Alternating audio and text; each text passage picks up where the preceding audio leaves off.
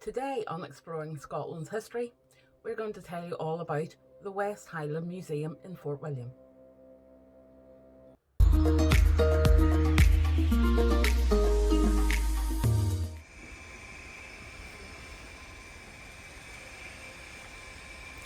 Nice to see our friend here. He has his mask on, but we're going just over his shoulder there to the West Highland Museum in Fort William.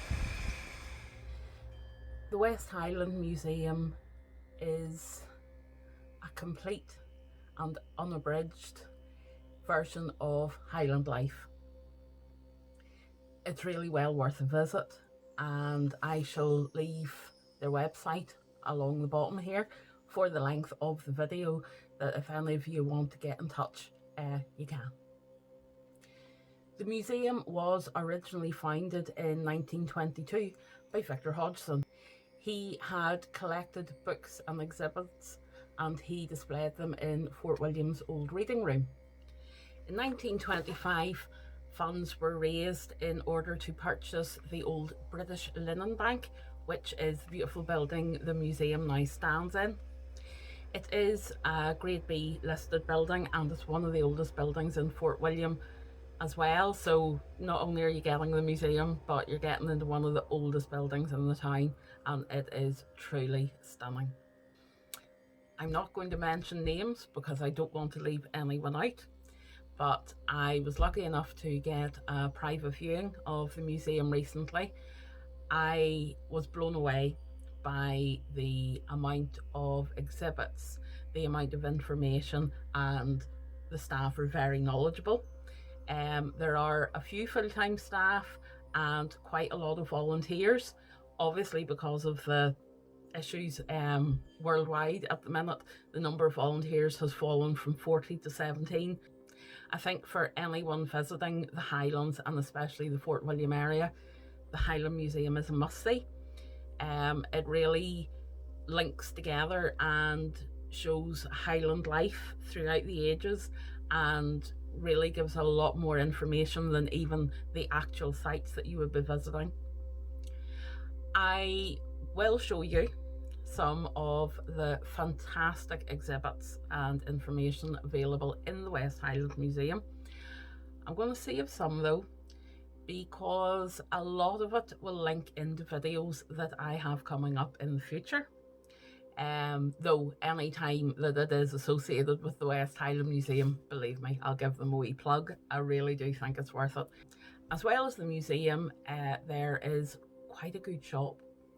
A lot of traditional Scottish things, but right up my alley, a lot of really interesting books on history.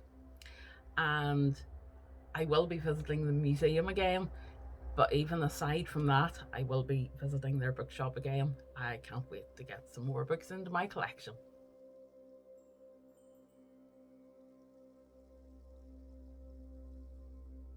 The newest collection in the West Highland Museum pertains to the Commandos and the role they had in this area.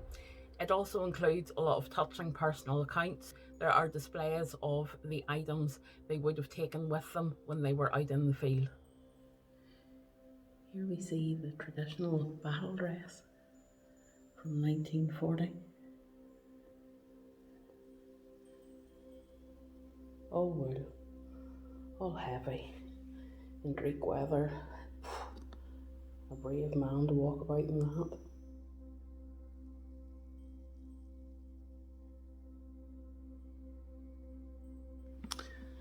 Hanging from the ceiling here, we have a BSA Airborne paratrooper's bicycle.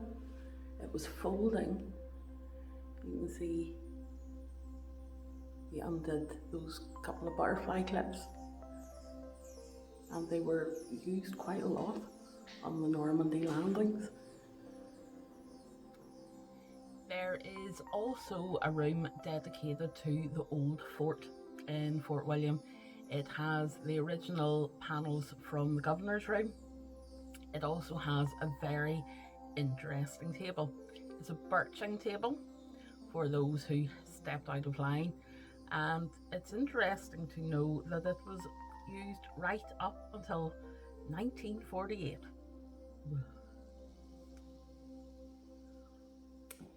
This is quite a unique room in the museum, in that the panelling round the walls came from the old fort that we will show you in another video.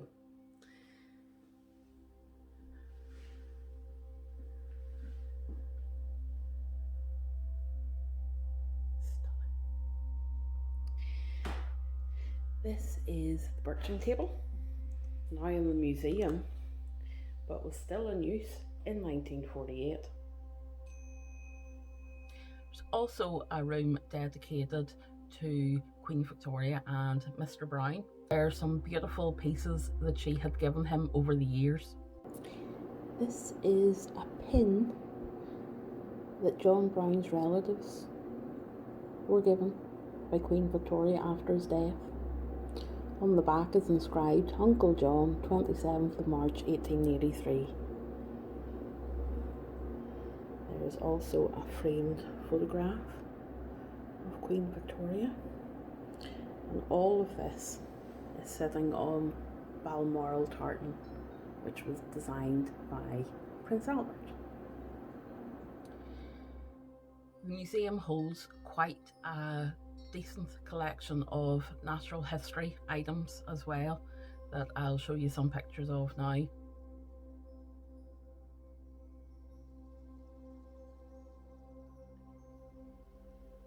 golden eagle, truly terrifying.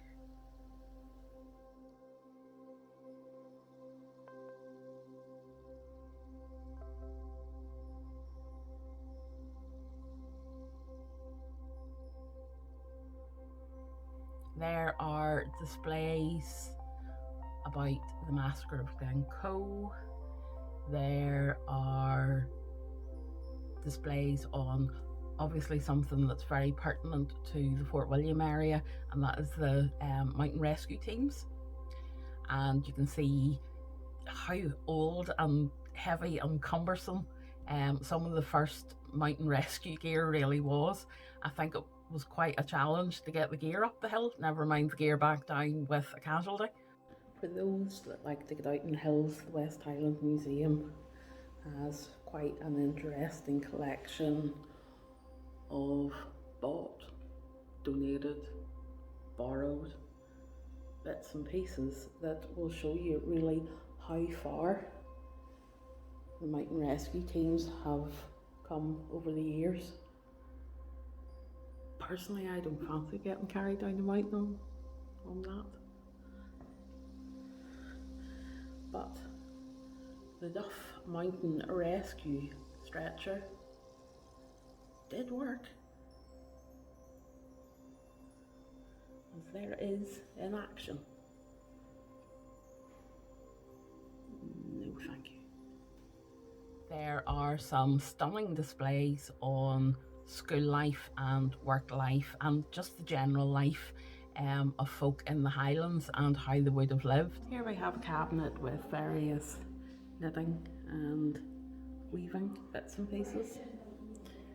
There's a pair of socks knitted by Mrs. McIntosh. I do like the fact that she knit them with 2 needles and put a seam up the back, as opposed to all this circular needle and 4 needle rubbish. Well impressed.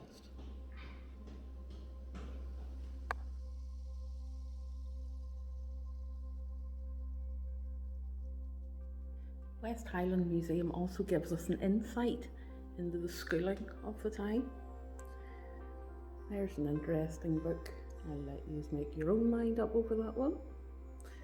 But we have the big old Bibles. I feel the piece de resistance in the Highland Museum is really the collection of items they have pertaining to one Bonnie Prince Charlie and one Flora macDonald. I think I spent over an hour in that single room. I will give you a few wee bits and pieces of items that I did find interesting. There will be quite a lot will appear in videos to come. The wealth of items that the museum holds is really worth the visit on its own. There's a lock of Bonnie Prince Charlie's hair. There are swathes of beautifully handmade lace that Bonnie Prince Charlie would have used as a payment as such. There are also some very interesting pieces belonging to Flora macDonald and her family. For instance, her mother's prayer book, which really is quite a rare find. See very clearly how these designs work. The bottom plate is unrecognisable, but when we see it reflected through the mirror tube, quite something else.